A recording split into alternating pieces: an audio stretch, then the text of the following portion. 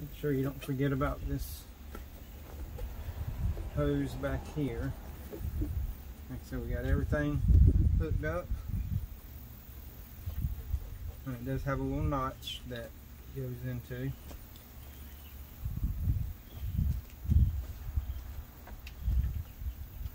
Right there.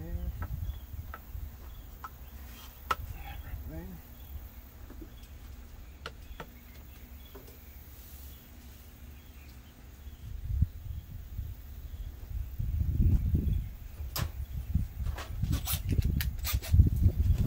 Tighten up this hose clamp.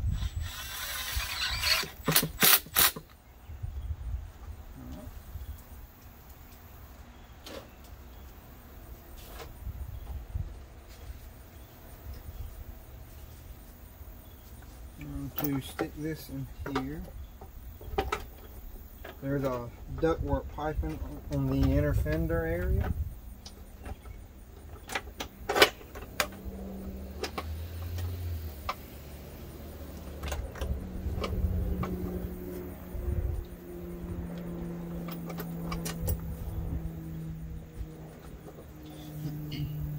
Let me get a little screwdriver, the Phillips, loosen that up a little bit.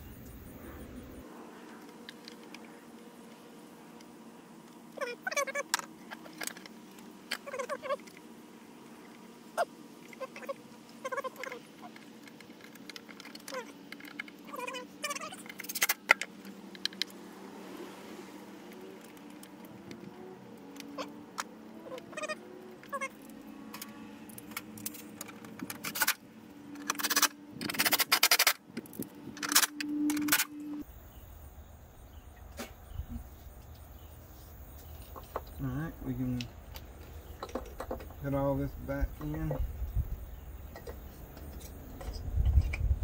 Connect your airflow sensor. And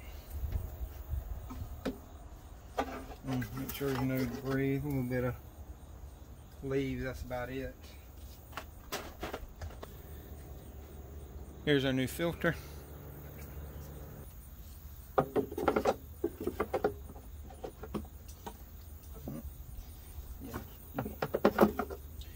Goes in pretty much like that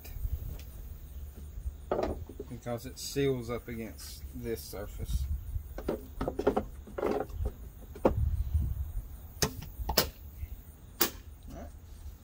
And if anybody's wanting the part number off of this, this is a Microguard. That's the part number, MGA 46109. Okay, we got the throttle body on. We have the new filter in. Got spark plugs and wires on this side. Now we're going to go to the other side and yank these old boots out and change these spark plugs, and after that we'll do the oil change. I'm not going to show the oil change on the video, but because I have a couple other oil change videos on how to do different ones, like on the spin on and the cartridge style. I'll put those up here as a little clip you can click on. But like I said, we're going to get to this other side real quick and we'll show you how we do that. It is a little tight in there because of the way the intake is shaped, but you should be able to get in there without taking the intake off.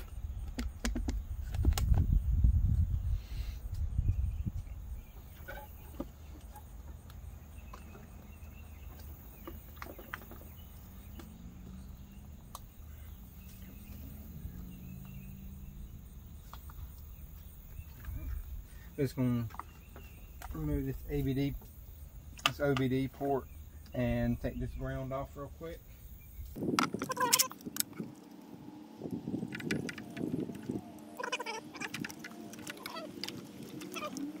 This back one's a little tight. You can take this brace off if you want to.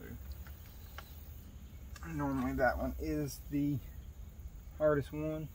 I'm going to take this line bracket off right here as well, because that'll give me a little bit more room.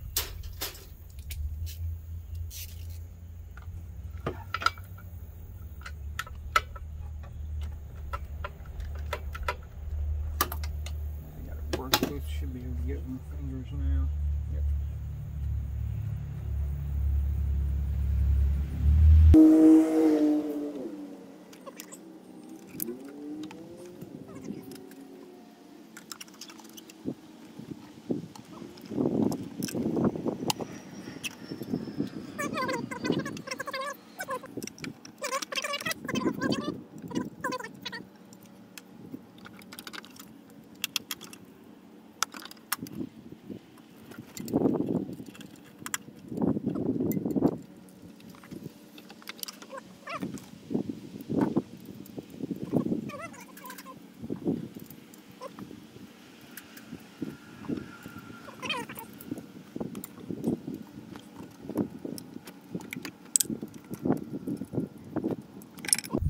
That's what that bracket looks like right there.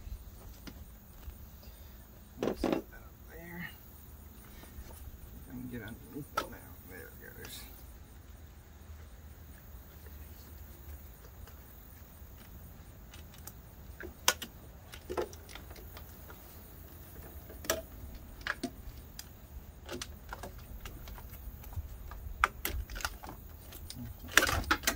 There you go, the wires are off.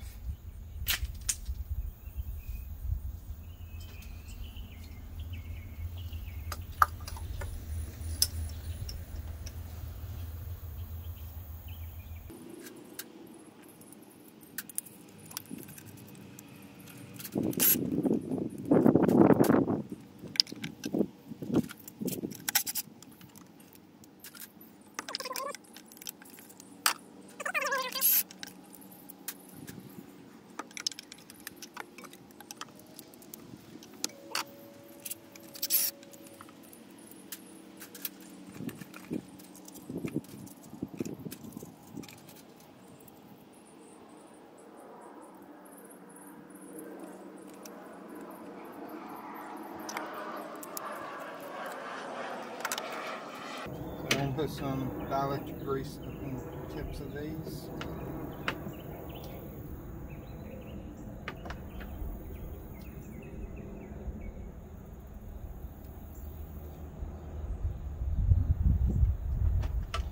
Just so they make a good connection.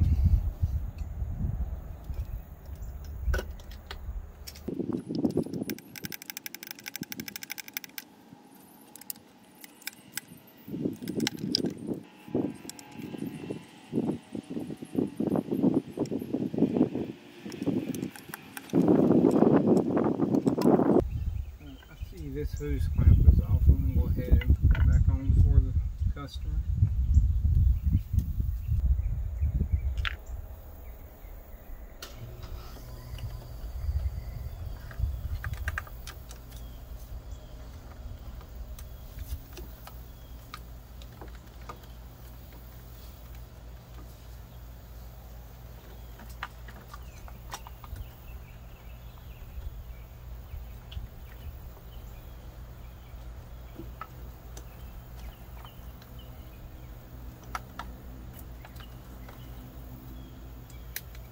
Make sure it goes under this diagnostic port and that ground wire, and the back one goes under that coolant hose.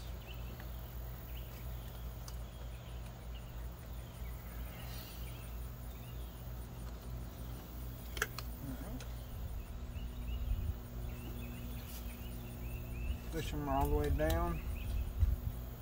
Make sure they're seated on there good.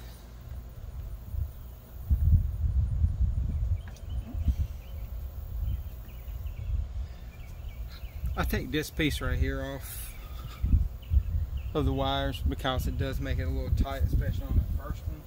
I normally don't leave that one on there. Alright, so, but now that that's all back on, we can put these ground wires, the diagnostic port, this coolant hose bracket, and the support bracket all back on. Like I said, I'm going to do an oil change real quick on this, and whenever I get through with that, I'll come back and we'll finish her up. But like I said, let me do this oil change real quick and I'll be right back. So I'm sitting in the 4Runner right now. There's nothing, no lights on or anything, no check engine, no ABS, no VSC, any of that stuff. She's idling fine. I can hit the gas pedal and she revs up. Revs up fine. I'm going to take it on test drive, but I have my scanner hooked up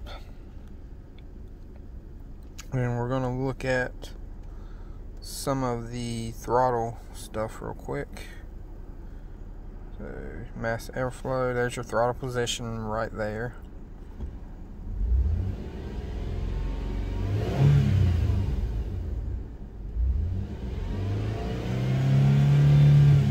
You can see it goes up. It reads, okay, here's your position 1 and 2. That's your voltage. And it goes up as you hit the pedal. There's your throttle position 2. This is all your throttle stuff.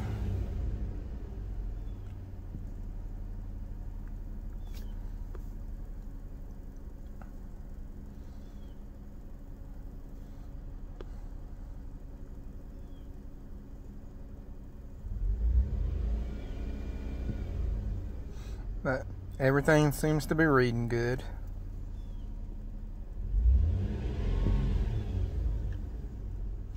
But like I said, I'm going to take it on a little test drive here in just a second, and we'll be right back. Alright, so we just got back from the test drive, and as you can see by the temperature hand, it ran pretty good and everything. Temperature's up where it's supposed to be.